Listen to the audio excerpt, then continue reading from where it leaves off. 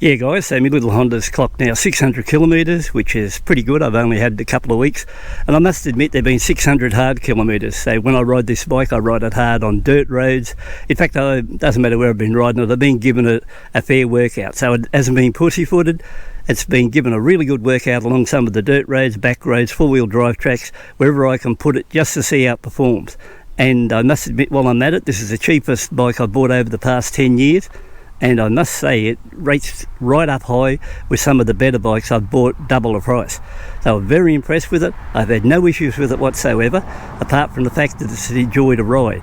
Now you would hardly say, how could a 10 horsepower bike be a joy to ride? Well, I think when you look at it in Australia at $3,800, it is a joy to ride compared to its nearest stablemate. That's a CT125 Trail.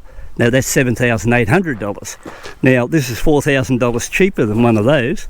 So therefore, if you can get on this one and say you're having a bit of fun, and take into account, guys, I've had two I've had two CT125 Trails, and one tan one and one red one, so I know the bike really well. And the only thing a CT125 Trail's got over this bike is the Trail is more visual bike and a nostalgia bike, and it'll beat that bike in this area every time. But after you take that aside, this bike beats the CT Trail in all areas.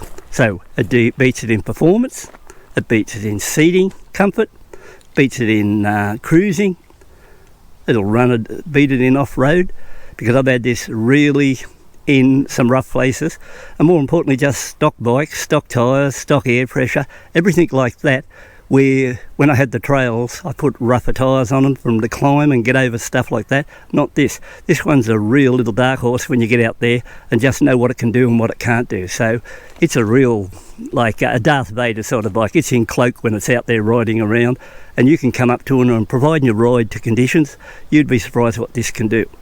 And more importantly, it's really good on petrol too. So far on my first tank, 600 clicks on the clock, and I might just show you that there now. Let's light her up. Okay, there's 600 k's on the clock. Now, so far, when I filled the tank for the first time, I averaged 51.5, I think it was, kilometres to the litre. Now, take into account too that I was riding the bike pretty hard, so I didn't pussyfoot it around.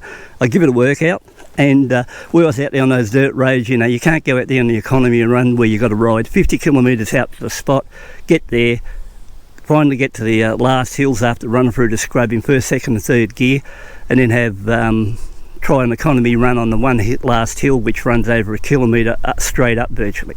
So 51 kilometres I'm fairly impressed with, and I got bit over, I think 503 or something kilometres to the tank, and then I thought I'd better fill it up, and I think it took just a shade over 9 litres, and the tank hole's about 11, so I was sort of near the end of the run there.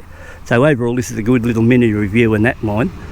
I find that it's got a good little, the gearbox is not bad, the clutch is okay, it'll cruise along now at 80 kilometres an hour, and you can get it at 85, and occasionally I run it at 90 and sometimes a bit faster, but mainly on flat ground. So just like the Trail, it doesn't like hills much, but the best thing about it with the gearing on this bike, and you've got a clutch, it's got it over the Trail that way, because it just seems to want to perform better. Even when I'm running along the fifth gear, sometimes I'm checking to see if I'm really in fifth, and it's got the gear indicator there to tell me I'm in fifth gear, but I'm just there checking to see if it really needs the sixth gear.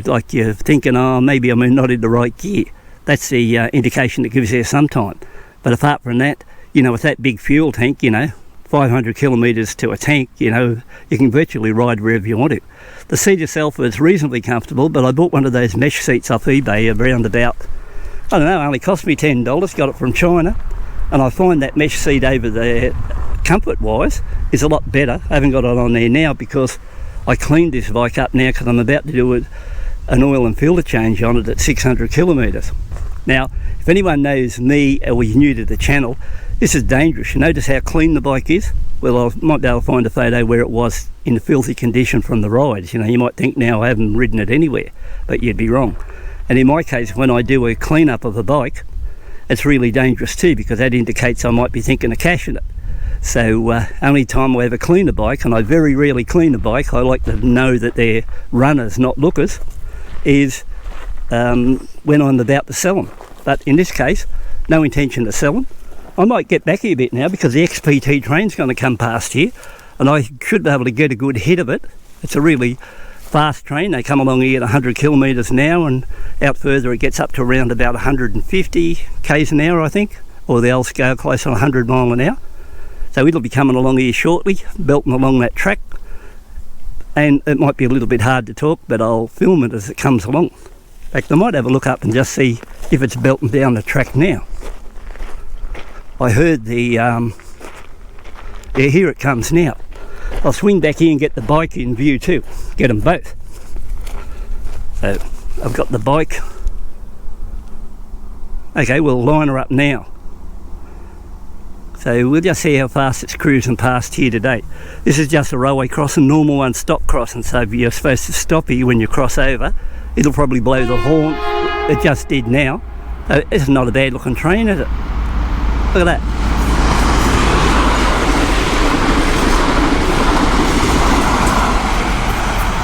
Over the years, those trains are cleaned up. Plenty of people at these stop signs here, so there's no flashing lights here out in the outback or out in Australia.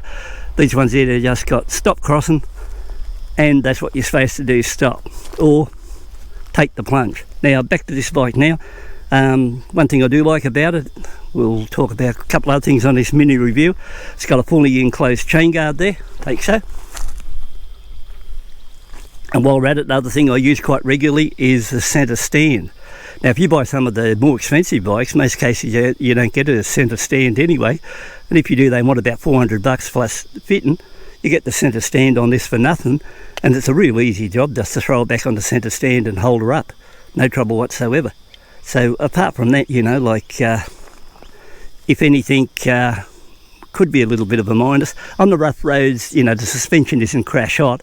It bottoms out a little bit on the bumps, but take into account this is really a street commuter bike around town, not to get out on the back roads and flog the crap out of it, just to see how rough you can give it. So, you know, the idea if you ride the conditions, it does that pretty well.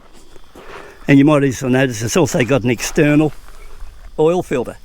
So that's something compared to, I'm not sure now, but the old CT5s, 125s, trails never had that. And you'd have to get in there and go further in and clean them, where this one here, you can just put in a new filter.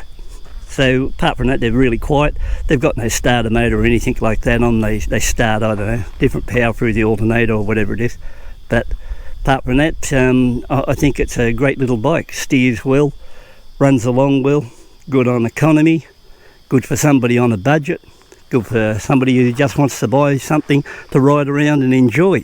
And take into account too, if you're first here to the channel, I've got other rides too, so it's not a case as if I just bought this bike and I've got to settle for this bike because I'm not in a position to go into a more expensive bike. Not the case, because I just like this bike. I wanted to try it. I'm really impressed with it now. I've been on the bike and tried it, and I'm now giving good advice to other people who may be interested in wanting to buy one. Buy this bike, because you could spend a lot more money, and believe me, over the years I have, and not get a bike as good as this. It's sort of just that simple, that it is really a great little bike for the price. So, you know, you're not going to get out there and drag race anyone on it or anything like that, but you are going to get out there and do everything on the cheap, and if you ride it sensibly, you can go anywhere you want on it. And if you, in my description, I'll put up a couple of clips of places I've been on this little 125F, and you'll get an idea how things are going. So apart from that, that'll be about it on this mini review at 600 kilometres on the bike, to give you an idea what I think of it.